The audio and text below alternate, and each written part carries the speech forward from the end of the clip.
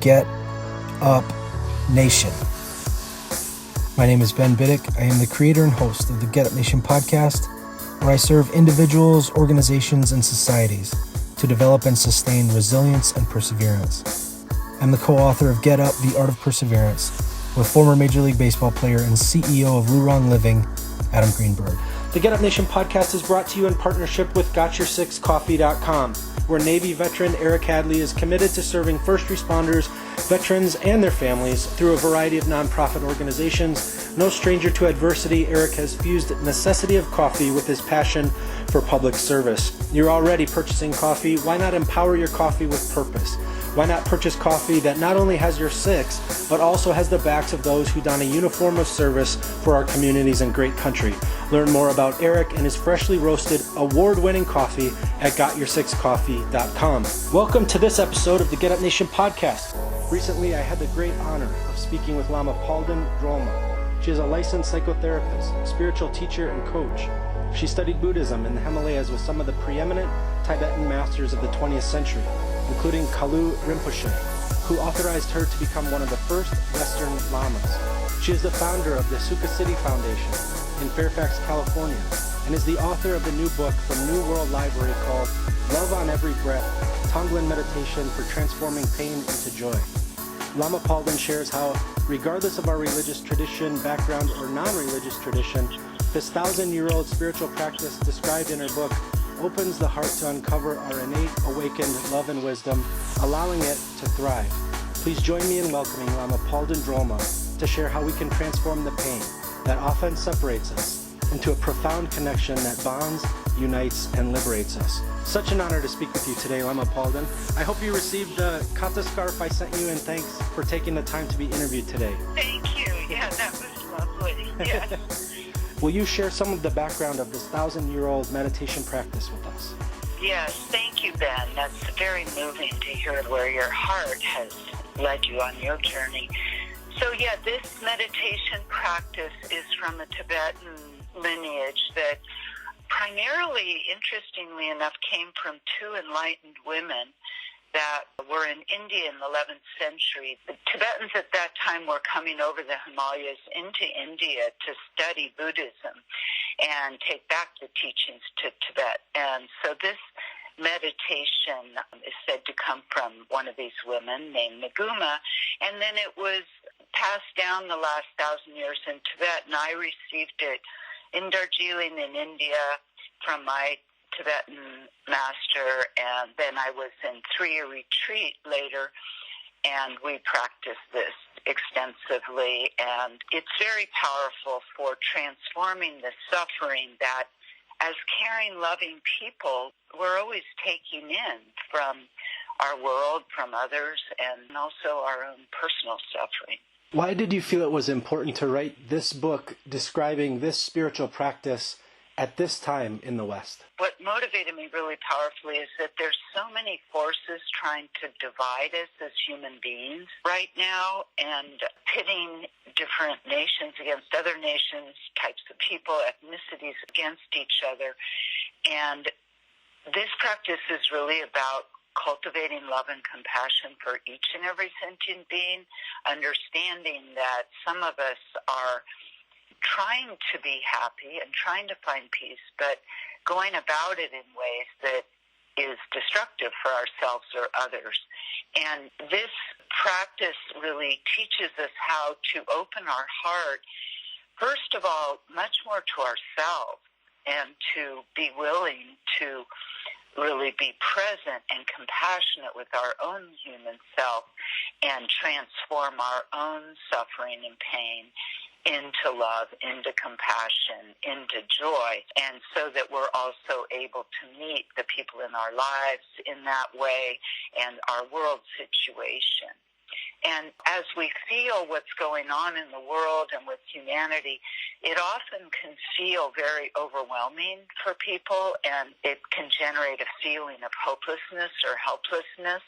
And this meditation really gives us the tools to have agency and to feel like we can really transform and liberate this energy in our own hearts And that frees up our activity in the world to be of much more service and benefit and to have more joy in our own lives. Some of the guests that we've had on the show have dealt with exploitation as children or abuse as children. And in your book, you share how when you were 7 years old, you had an experience where you were briefly molested by a friend's elder brother, which affected you deeply. You drew from the spiritual tradition you were involved in at that time, which brought a sense of healing to you. Will you share some about that to help some of our guests who have been the victim of similar realities, to help them understand what helped you in that moment? Yes. As you know, many children, many people are abused at the hands of others. And of course, child abuse is really traumatic and hurtful. Oftentimes the child takes on a feeling of shame, and the violation creates that. So at 7 years old, when a friend's older brother, I was 7, he was 15, asked me to pull down my pants and touch me inappropriately, I ran out of the room and later just felt this sense of shame, which is so common. And I felt sullied, dirtied, like I felt like something was now wrong with me. And the violation that created that feeling. And I was raised in the Christian church as Episcopalian, and I'd been taught that Jesus loved us and Jesus would heal us.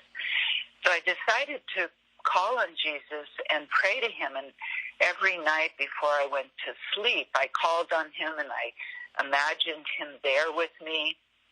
And I imagined that he put his hand on my head and that healing light and energy streamed from his hand into me.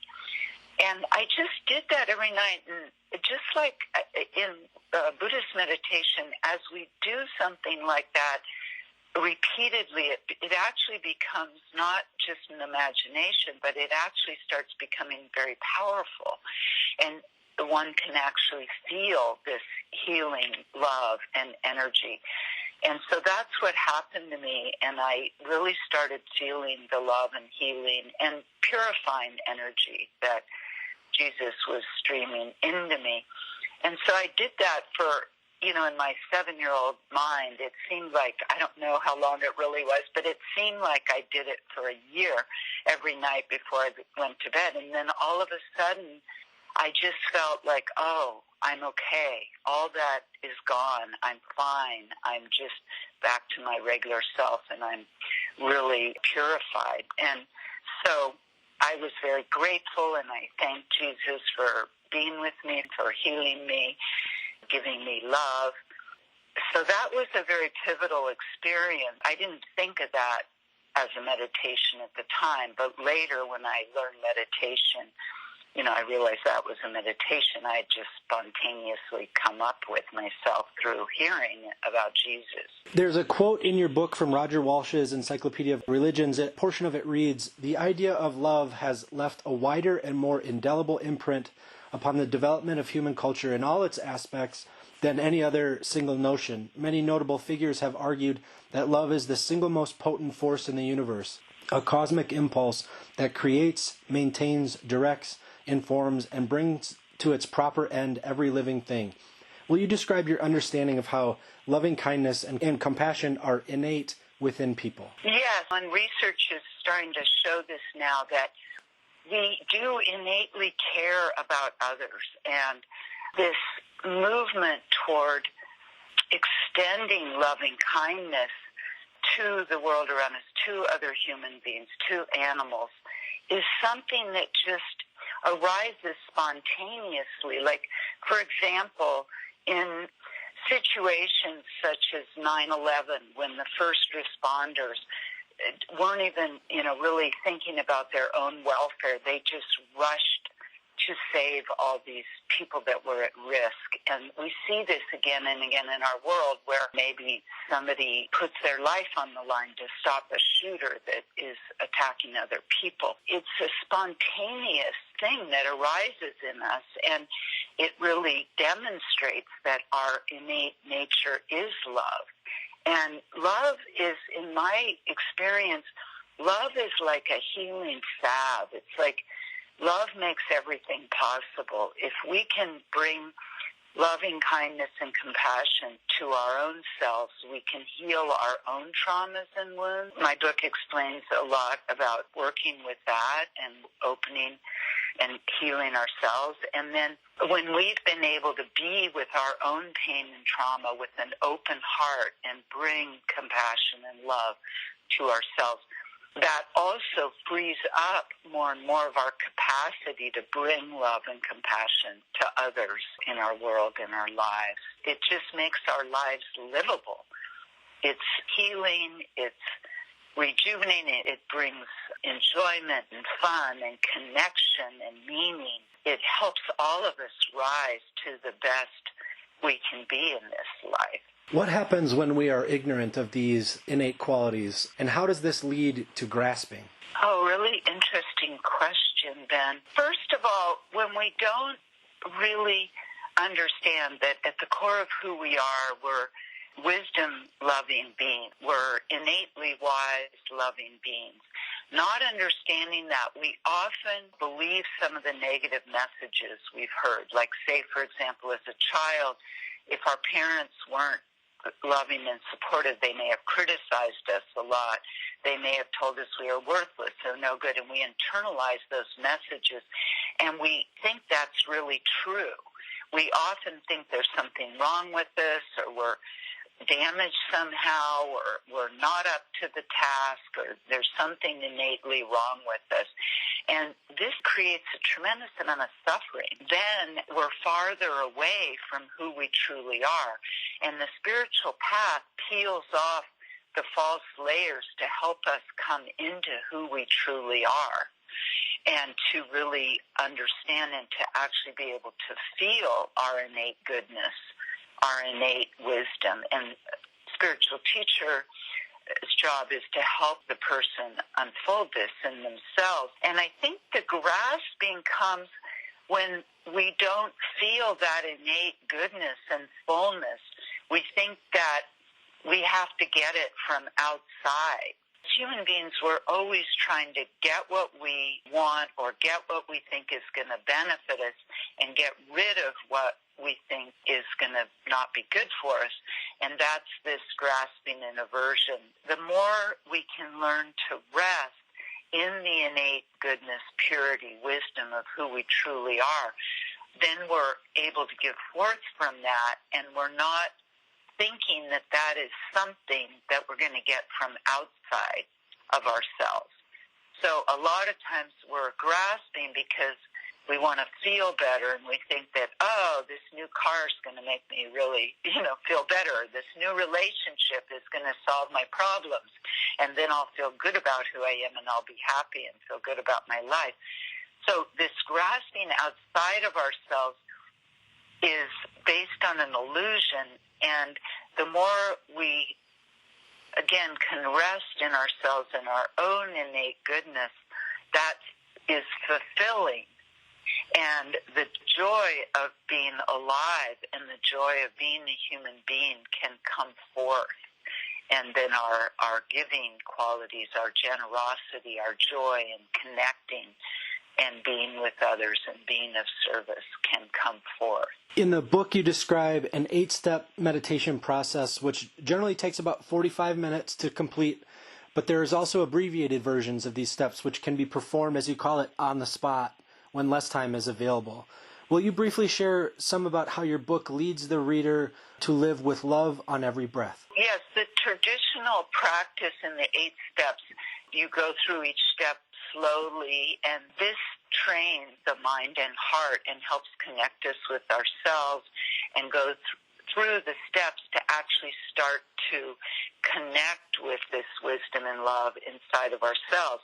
And so once we're familiar with the steps, then any one of them can just be done instantly in a moment. So once we have some familiarity, then it's like once we know how to ride a bike, we just get on and ride. So once we have some familiarity with the step, then we can just do it at any moment, which is very powerful in our lives. For example, if we see somebody suffering or being hurt on the news or in our lives, in that instant we can breathe in their suffering And so imagining the light of our true nature, of our love and wisdom in our heart center, as that suffering comes in, the light instantly transforms that suffering into love and compassion, and we can breathe that out to the person who's suffering. So just within 10, 20 seconds, we can just have this sense of taking in the suffering, having it be transformed in our heart to love, to compassion, and send that out as white light to the person. In this sense, our heart is open and we're taking it in, but it's being transformed. And then that love can benefit the other, can benefit ourselves. And that's an example of how this meditation works. Another example would be, say, we're just feeling really frazzled. The first step is resting in open awareness.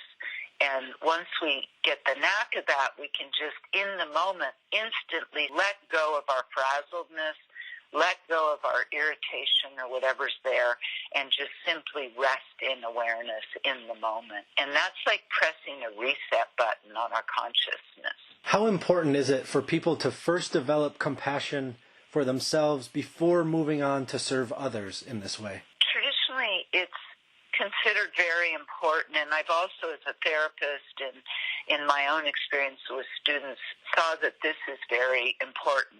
Now, many feeling, caring people find it much easier to have compassion for others than for ourselves. That's a factor that's also there. But if we don't meet our own suffering with love, it's sort of like going out in the world and spreading love and kindness, but not taking care of our own children at home.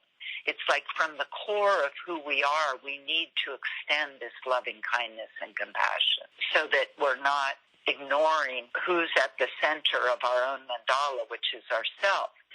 And the more we're able to bring love and compassion to ourselves and really acknowledge our own pain and suffering and allow that to be healed and transformed by love, then the more we're really open and willing to be present with other people's pain and suffering, the more our own love is freed up then for others. Because if we're afraid or resistant to feeling our own pain, there's going to be a level where we're unwilling or unable to actually be open with other people as well on a deeper level. This is for Americans and Westerners, and the Tibetan masters really found this out after they started teaching in the West, that self-love is the most difficult part for Westerners. There's so much self-hatred, and it's very important that this is healed for all of us. Why is that? What is it, the Western experience, that leads to so much self-hatred? I think that at the core, there's a feeling for many, many, many people in the West that at the core of who we are, there's something wrong with us. Or there's some way where we're not sufficient, we're not enough, you know. And the Dalai Lama talked about this, that after some years of teaching in the West, he said he was just really blown away, shocked by how much self-hatred and this kind of feeling that there is in the West. And he shared a story that after he'd been contemplating this and trying to teach to this for many years, he invited a lot of Nobel laureate scientists to his home in India, and they had a conference. It was like 15 or so scientists in him. The end of the 5 days, he asked each one of them to say how they felt in themselves. Did they feel this sense of lack of self-value or worth or deficiency? He said every single one of them said they felt that. And he said, why? You guys have done incredible things for humanity. You're the top scientists in the world. Why do you feel this? They just, in spite of all that. So I think this is at the core of really learning to love and appreciate ourselves and understand that we are beautiful, radiant beings. Okay, so we're confused at times. We do the wrong things at times. We act out of confusion and ignorance at times. But at the core, we're innately good. We're innately awake, innately caring, loving, intelligent beings. Lama Palden, it has been wonderful to learn from you today and to offer this audience a practice which, as you say in your book, gives us tools to transform and empower ourselves from pain to a place of creative, engaged freedom. I always end the show with 6 quick questions to help my listeners understand the why within my phenomenal guests. Will you run through these 6 quick questions with me? Yeah. Okay. Who are you thankful for today? Today I'm thankful for you, Ben, for your wonderful work in the world and giving people a chance to really transform and change their lives. I'm honored by that. And now that we've covered who you're thankful for today, what are you thankful for today? Well, I'm thankful that there are so many people in the world who are working toward our common good as human beings. And how do you fuel the fire within you? Oh, by being in nature, hiking, meditating, praying, connecting with friends and loved ones. What is one thing adversity taught you to value?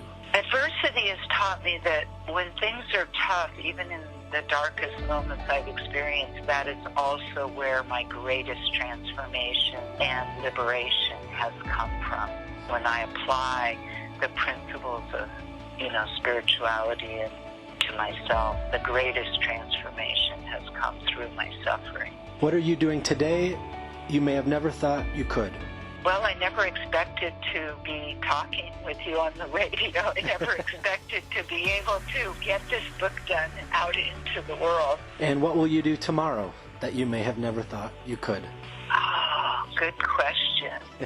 I think really open more and more to the freedom and opportunity that we have as human beings to grow, to learn, to come much more deeply into what is really true and valuable. How can people learn more about you and your book?